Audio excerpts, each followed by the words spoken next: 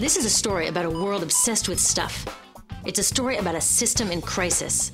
We're trashing the planet, we're trashing each other, and we're not even having fun.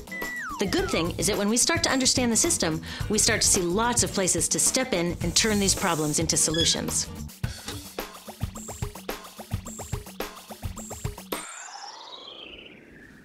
Can I tell you, I love my Pantene Pro V.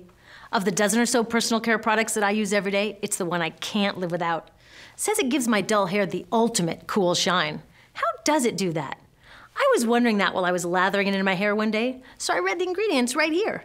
Sodium lauryl sulfate, tetrasodium EDTA, methyl isothiazolinone. What is this stuff? I took this list to some scientists who know how to read it. Turns out my Pantene contains a chemical linked to cancer.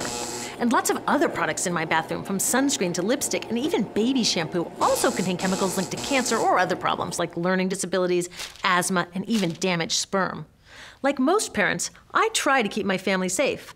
But now I find out my bathroom is a minefield of toxins? What are we supposed to do? To find out the answers, we have to go back to one of the key features of our materials economy: toxics in, toxics out.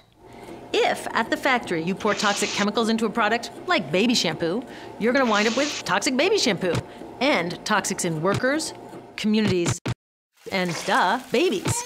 So let's take a closer look at this toxic outrage where it seeps into our lives every day, in the bathroom. The average woman in the US uses about 12 personal care products daily.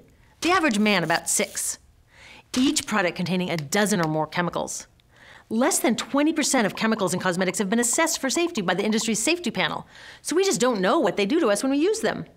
Would you fly on an airline that only inspects 20% of its planes? Of course, not all of these chemicals are dangerous, but we know that many are.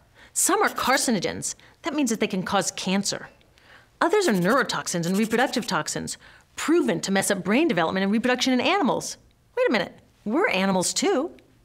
It's like a giant experiment. We're using all these mystery chemicals and just waiting to see what happens.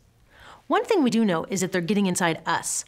I had my body's toxicity levels tested, and I'm loaded with things like mercury, flame retardants, triclosan, and lead. We all are. Even babies are being born pre-polluted.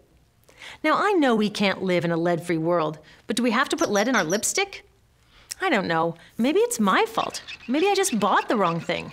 At the store, the choices seem endless. I can get lipstick in 49 shades, or shampoo for hair that's too dry, oily, fine, limp, or frizzy. But what about the choices that really matter, like the choice to buy products that are safe? It turns out the important decisions don't happen when I choose to take a product off the shelf. They happen when companies and governments decide what products should go on the shelves. So who are these companies? This is Procter & Gamble. They're the ones offering me Herbal Essences, the #2 shampoo in the country.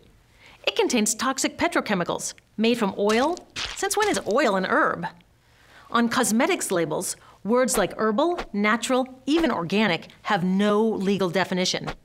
That means that anybody can put anything in a bottle and call it natural, and they do. I mean, can you imagine a top seller called Petro Essences? Gross.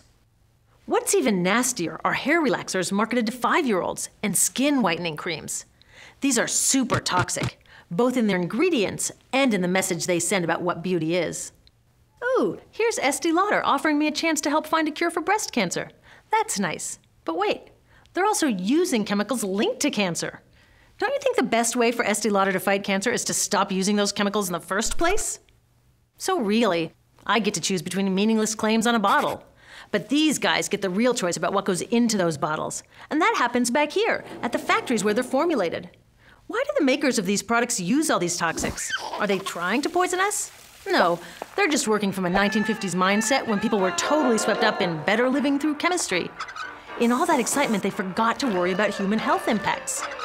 That was years ago, and they are still using these same old toxic chemicals. Today, big cosmetics companies say the doses of poison in their products are small enough to be harmless. Yeah, maybe if you use them once a year. I guess they never get out and see that their products are being used and combined with other products every day. A little toxic dose under your arms, a little more on your hair, on your lips.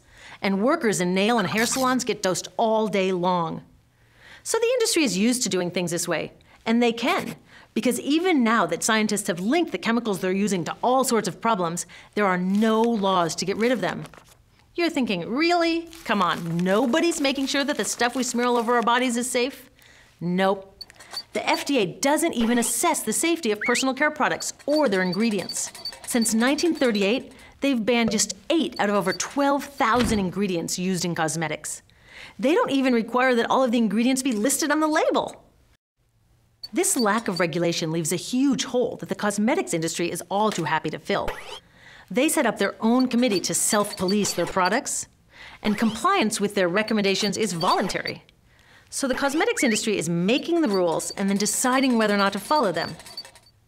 So you see, it isn't our fault that these toxic products are in our bathrooms. It's a whole broken system that's ignoring the simple rule: toxics in, toxics out. But we're not helpless. There are resources online that we can use to protect ourselves by identifying the best possible choices in the store. We can choose bouncy hair or full hair, shiny lipstick or matte. We can even choose to feel beautiful without using 20 products. But we'll know that whatever we choose, the most important choice, the choice to be safe and healthy, has already been made.